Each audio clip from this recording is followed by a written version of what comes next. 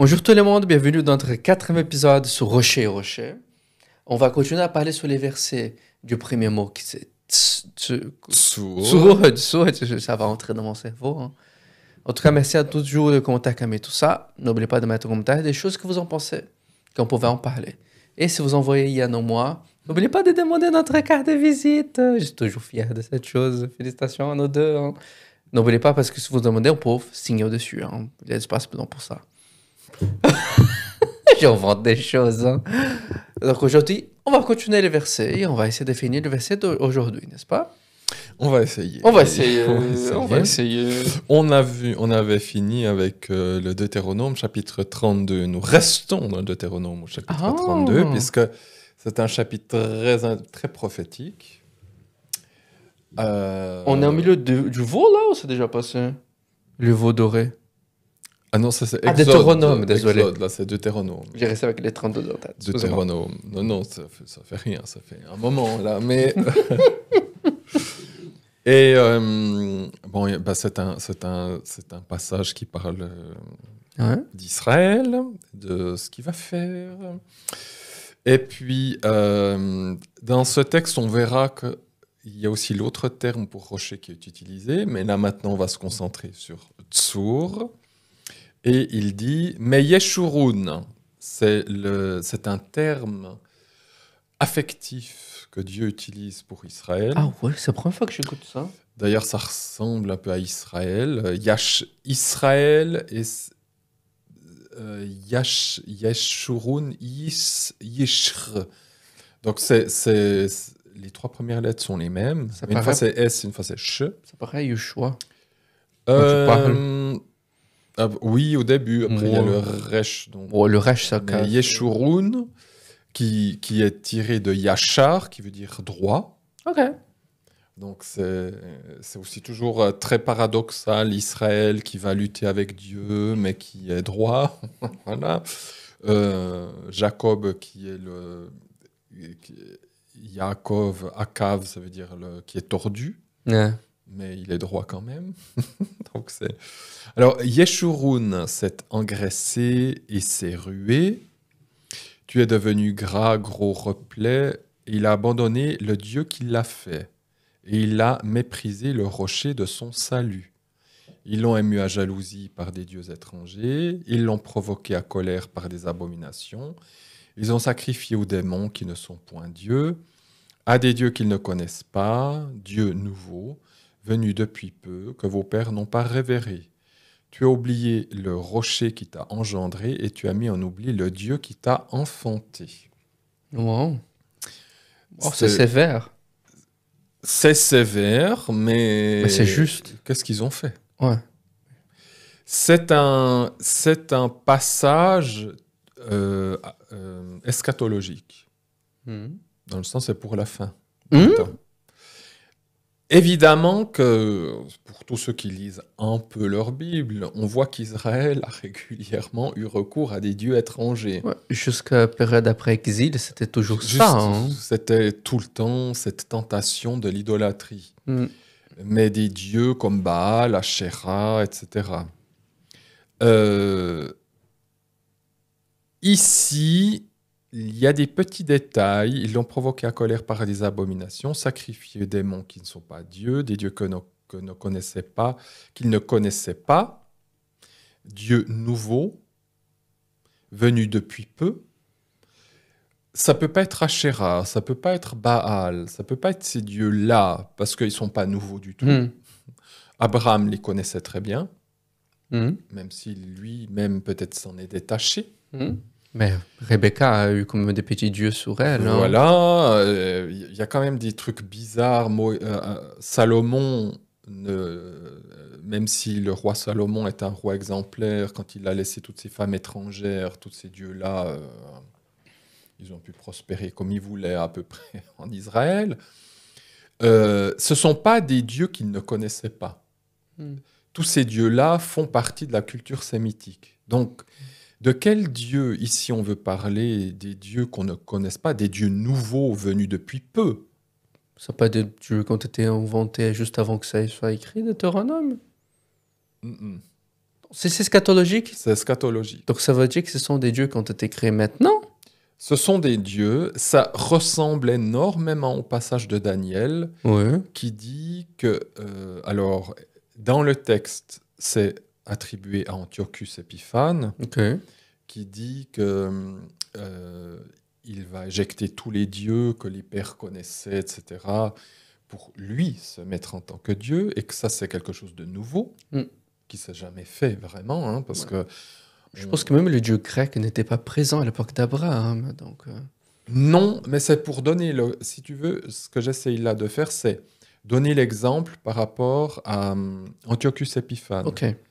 Antiochus Épiphane a enlevé des dieux antiques, Mm. partout où il allait, Mm. des dieux que tout le monde connaît, pour dire c'est moi maintenant, le dieu. Et ça, c'est nouveau. Oui. Ça se faisait pas. L'idée qu'un empereur soit un dieu. Que lui soit Dieu, Ouais. en éjectant les autres dieux, c'était quelque chose d'absolument singulier. Ça ne se faisait pas. Ouais, je pense que même pas Nabucodonosor a fait ça. Non. Il a fait une statue de lui? Je pense qu'il n'y avait pas de problème de faire une statue de Non, lui, il a fait une mais statue des on Baals. garde les autres dieux. Non, les statues qui, les quatre là, sont allés voir Nabucodonosor. C'est une C'est une statue de... énorme idole, mais on... Une idole. mais- C'est pas Nabucodonosor mais c'est pas lui-même. de lui, non. Ok. Non. C'est pas comme l'empereur romain qui font une grosse statue de lui dans le colosse et dit adorez-moi maintenant. Non, c'était pas ce style-là. Ok. Mais même là, les dieux romains ne rejetaient pas les autres dieux. Ouais, Il y c'est avait toujours vrai. Zeus, il y avait toujours machin, Ouais. Mars. C'est- il y a on- toutes les autres divinités Jules sont là. César disait qu'elle était fils de Vénus. Voilà. Donc, Donc c'est relié quand même à des trucs connus de leur divinité. Antiochus, là, que tu dis, il a enlevé d'autres dieux, il dit que c'est que lui, alors. Et il a tout éjecté. C'est pour ça qu'il se faisait détester par tout le tous. monde. Et avec les Juifs, il a fait la même chose. Tu dois renier ton Dieu. Il n'y a que moi. Je suis Zeus. Je suis le Dieu. Ok. Et qu'est-ce qui va se passer C'était mon pied. Désolé. Qu'est-ce qui va se passer à la fin des temps avec Israël? À la fin des temps, style eschatologique. Eschatologique. Si on pense, tout ce qu'on a vu dans le millénium, et tu m'enseignais, c'est qu'ils vont croire dans un Messie qui c'est pas Jésus-Christ. Voilà. Donc ils attendent Messie aujourd'hui, ils vont avoir un Et ça, Messie. c'est, pour préciser, c'est avant le millénium. Ça va le millénium. Donc ils attendent Messie aujourd'hui. Leur Messie va arriver. C'est ça. Et ce Messie, ce qui dit dans l'Apocalypse, en tout cas, c'est que ce sera notre Messie. C'est ça. Ils vont un jour adorer un homme. Parce qu'eux, ils attendent un homme, ils Ils attendent attendent pas un le homme, Fils ils de attendent Dieu. pas ils attendent pas l'incarnation de Dieu, hein, ils attendent un Messie humain. Et ce Messie humain, le Nouveau Testament est très clair, ils vont le considérer à l'égal de Dieu, chose absolument folle. Et ils vont le prier comme Dieu. Et c'est ce qu'est en train de nous dire ce passage-là. Ah, c'est pas toi qui as dit que Deutéronome, ça va être la loi utilisée pour le millénium. Le Deutéronome, c'est ce que les Juifs qui Ouais. disent que le Deutéronome sera le livre de la Torah utilisé majoritairement pour l'époque du millénium, Pour l'époque que le Messie sera là. où le Messie sera là. Donc, pour eux, quand le Messie sera là, Deutéronome, c'est la loi. Ça pour va cette être époque. majoritairement le Deutéronome qui sera Utilisé. lu et utilisé. Ok, pas mal, Voilà. pas mal, pas mal. Mais donc, on voit que Israël, bon, il s'est engraissé, il s'est rué, etc. Il est devenu gros gras.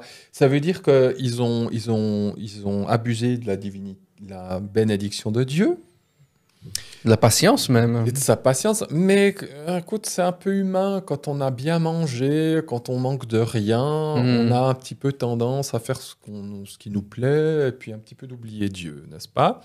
Donc, c'est pas que Israël. Je crois qu'on peut tous être concernés. Et il a méprisé, alors c'est là où ça devient intéressant, le rocher de son salut. Mhm.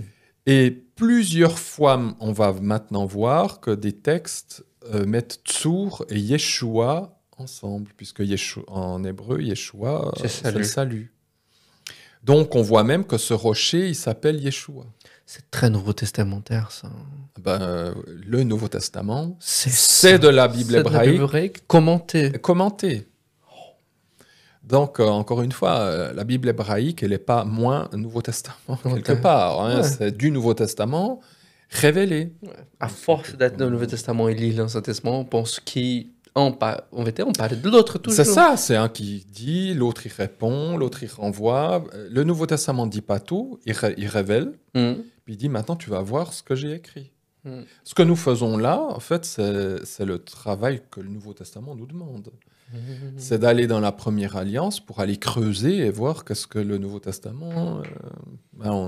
Et le Nouveau Testament donne beaucoup de clés. Donc, C'est ça ça. aide énormément. Donc, c'est ce que nous faisons comme travail. Pierre a dit, tu es le rocher. Alors, on peut s'arrêter là et dire, ben, Jésus, c'est le rocher. Mm. Ou bien dire, ben, maintenant, on va voir c'est quoi le rocher dans la Bible. Et puis donc, ça nous donne tous ces passages merveilleux qui révèlent et qui donnent des facettes de qui est Jésus. Mm. Ça nous réjouit, voilà. Donc, et puis ça nous parle aussi de choses prophétiques, ça nous parle... Donc, le rocher, c'est bien Yeshua. Ok. Donc, ils ont méprisé ce rocher. Alors, Israël, dans sa globalité, n'a pas tout à fait accepté Jésus, me Ouais. semble-t-il. Hein. Donc, Ouais. donc, c'est aussi ce qu'ils ont fait. Et au lieu de, comme Pierre, de confesser, tu es le rocher, eux, ils ont dit, tu n'es pas le rocher. Donc, ça va les amener à quoi? À tout ça. Ça va les amener à un jour adorer un autre Dieu, qui est le faux Messie. Ouais. Il a eu quand même 2000 ans de patience pour eux. Oui, Quand le Oui, faux oui, Messie tout va à fait. arriver, et il a eu tout ce temps de patience. il a le temps de patience et à un moment donné, il va laisser son peuple aller. Dieu, il peut retarder des choses, puis à un moment donné, il dit maintenant je laisse faire. Après, c'est pas la faute de Dieu, hein. Mm. C'est la faute des hommes qui laissent faire. Donc tu as oublié le rocher qui t'a engendré, tu as mis en oubli le Dieu qui t'a enfanté. Non. Là, on est de nouveau dans la Trinité. On a le rocher qui t'a engendré, le Dieu qui t'a enfanté. Mm. On a Jésus et le Père. Mm. C'est le rocher, c'est pas un rocher. Non, c'est pas le un rocher, c'est le rocher et le Dieu. Mm. Donc, encore une fois, ça insiste que Jésus est Dieu. Il est Dieu. Mm. C'est une personnalité, quoi. C'est pas un rocher, non. C'est quoi? Je note juste pour ceux qui liraient Deutéronome 32 en plus large, le verset 6 de ce passage nous dit « Ton Père qui t'a racheté ». Oh. Ton Père qui t'a racheté. Donc Dieu a racheté Israël De l'Égypte. ses fautes. Ah. Il y a de l'Égypte, mais aussi de ses fautes. Donc on voit que le rocher, il y a le rachat. Donc de nouveau, Jésus qui nous rachète de nos fautes. Et tout est lié. À nouveau, notre terme français très proche. Rocher, rachat. Ah Tout oui, à fait. rocher, racheté, rocher. Donc, ouais. Oh là là. Et j'ai juste regardé, je me suis dit, mais quelle est la différence entre le rocher qui t'a engendré et le Dieu qui t'a enfanté? Et le engendré, Mm. c'est on engendre quelqu'un à son image. Ah. Si le rocher, c'est Jésus, il nous a engendré à son image. On est comme Jésus, on est Ouais. adamique. On a l'image de Dieu. On est façonné. On est façonné. C'est ce que veut dire le verbe, hein, façonné et aussi engendré comme un mâle. Alors bon, il y a des mâles et des femelles, mais on voit Adam qui a été créé à l'image de Yahvé, à l'image de Jésus. Donc, encore une fois, le mot rocher nous renvoie à la personne de Jésus. Mm. Le Dieu qui t'a enfanté, alors là, c'est le Père, c'est le Créateur. Le verbe enfanter, là, il parle de la nation. Cette nation a été enfantée, hein, elle a été créée de toutes pièces. Hein, Ouais. parce qu'Israël... Et Il a créé Abraham et a créé. la création, c'est la fonction du Père, c'est Mm. la fonction de Dieu. Ça signifie aussi rendre fort, devenir puissant. Ce verbe, il veut dire pas mal de choses. Mm. C'est aussi se tordre de douleur en enfantant. Ah ouais, ouais, ça. Parce que quand on enfante, enfin, moi je ne sais pas ce que ça veut dire, mais les dames qui nous écoutent et qui ont eu des enfants peuvent Chapeau à nous vous. le dire, n'est-ce pas? Donc on a le rocher Jésus est le Père, le Créateur, qui a engendré, qui a enfanté cette création. Donc, en fait, Israël, un jour, va totalement oublier et rejeter et le Père et le Fils. Et l'Évangile, le Nouveau Testament nous dit, c'est Jean qui le dit, un juif, qui dit « Celui qui n'a pas le Fils n'a pas le Père ». C'est chaud. Donc, Dieu est patient, Ouais. Dieu il donne du temps, et à un moment donné, il dit « Maintenant, je laisse ». Et c'est vrai qu'Israël, à un moment donné, va rejeter complètement le Dieu d'Israël, le Dieu qu'il a fait, parce qu'il va être aveuglé par un faux Messie. Et là, nous avons la prophétie de ce qui est dit là. Et nous allons... Il a encore le temps pour faire les autres versets. Hein. Nous allons faire... Alors, on en est où ici? On a fini ici. On a le rocher, le Dieu qui t'a enfanté. Voilà. 3 versets encore. Ésaïe, on verra où on va finir. Vas-y, va jusqu'à la fin. Et il sera pour sanctuaire et pour pierre de fléau et rocher de trébuchement aux 2 maisons d'Israël, pour piège et pour lacet aux habitants de Jérusalem. Alors, ce passage qui est pierre de fléau, pierre d'achoppement, on le retrouve dans le Nouveau Testament. C'est ce qu'on avait vu avec tu es pierré sur cette pierre, Oui. hein, qui est cité dans Pierre, par exemple, Oui. et ailleurs, que Jésus sera pour sanctuaire. Le sanctuaire, c'est quoi? C'est le lieu saint. Ouais. C'est l'intérieur du temple. C'est le sang des saints. Avec le saint des saints. Donc tout. Mais en général, le sanctuaire, c'est plutôt la partie, le saint, le lieu saint. Okay. Mais on peut bien sûr inclure le saint des saints. Il sera pour sanctuaire. Dieu sera un jour pour sanctuaire. Le sanctuaire, en hébreu, c'est le mikdash. Donc on pense à la maison de Dieu. Okay. Eh bien, Jésus... Il a créé quoi en venant? Il a créé sa maison. Nous sommes sa maison, nous sommes le temple de Dieu. Et on est tabernaclé, comme tu dis. On est tabernaclé, très bien. Ouais. Donc c'est aussi une prophétie pour nous dire, le Messie deviendra le lieu saint, le sanctuaire, et nous sommes construits en tant que sanctuaire. Mais il sera aussi une pierre de fléau, ou une pierre qu'on peut traduire d'achoppement. J'ai utilisé volontiers fléau, parce que ce sont des termes qu'on utilise aussi pour l'Égypte. Ouais. Ça, c'est frappant. Oui, c'est frappant. C'est frappant. C'est frappant. C'est que Jésus, il peut être le sanctuaire ou le fléau. C'est pas le rocher que tu dis que c'est le rocher de sauvegarde, le rocher qui écrase. Oui, c'est ça, justement. C'est ça. Ah. C'est aussi le rocher. Alors ici, c'est trébuchement. Après, il y aura d'autres textes qui aussi le texte qui écrase. Hein.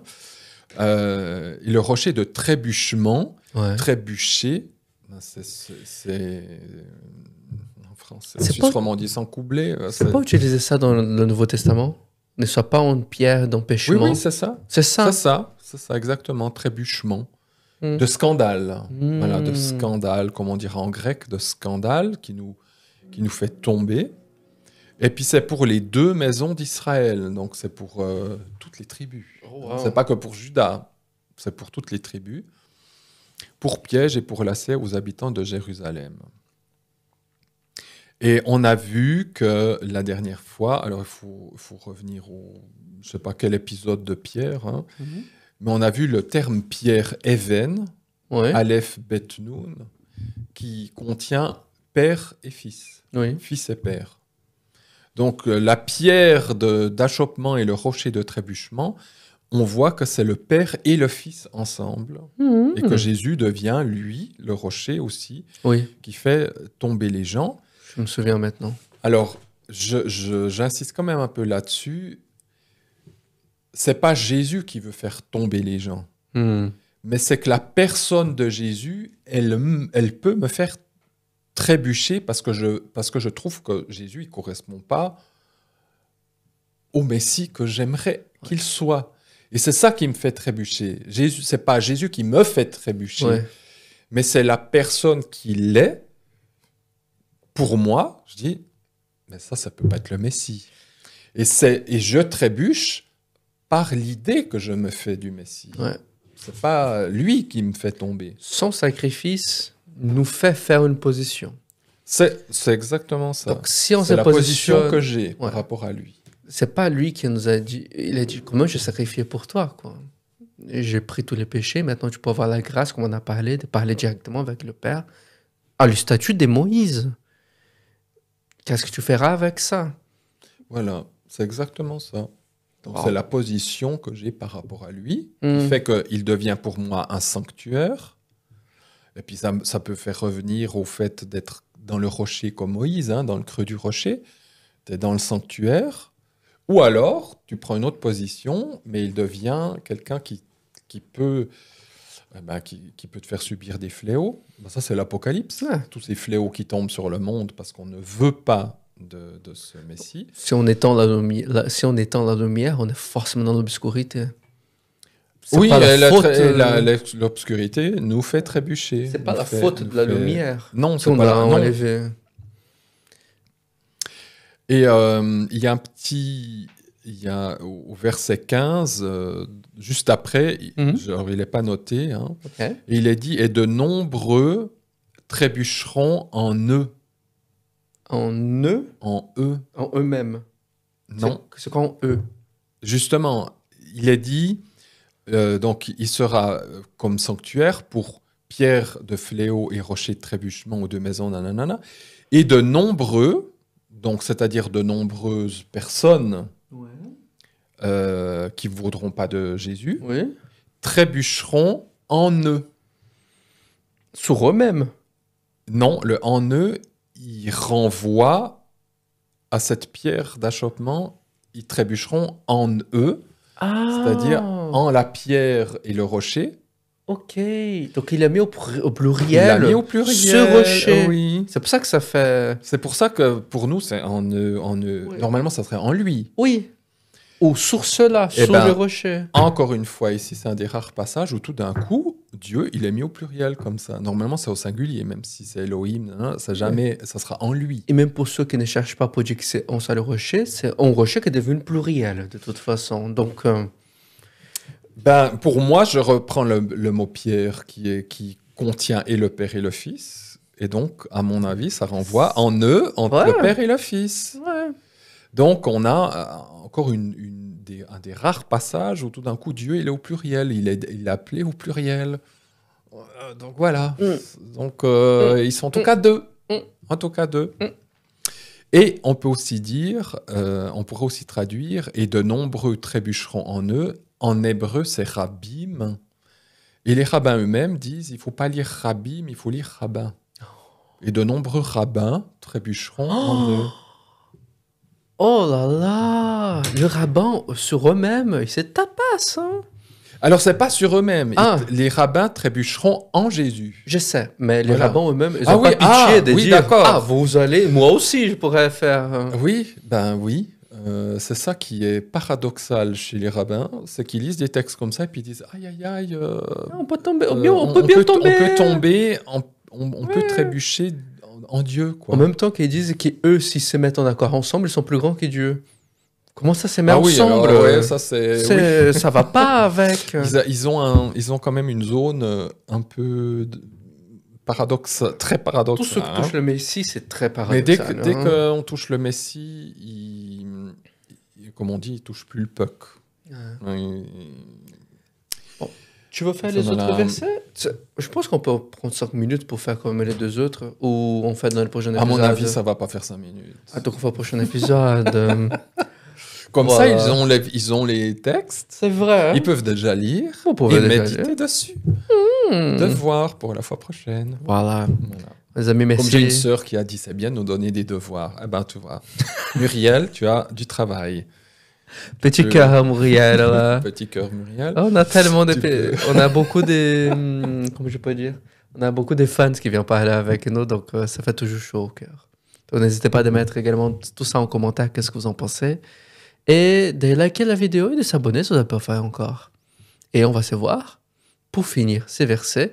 Et j'espère pouvoir se lancer dans les prochains mots. Non, on va... Oui, Non. Peut-être. Oui, il faut qu'on... on va essayer de toucher le deuxième mot dans le prochain épisode. En tout cas, c'est béni et une bonne semaine.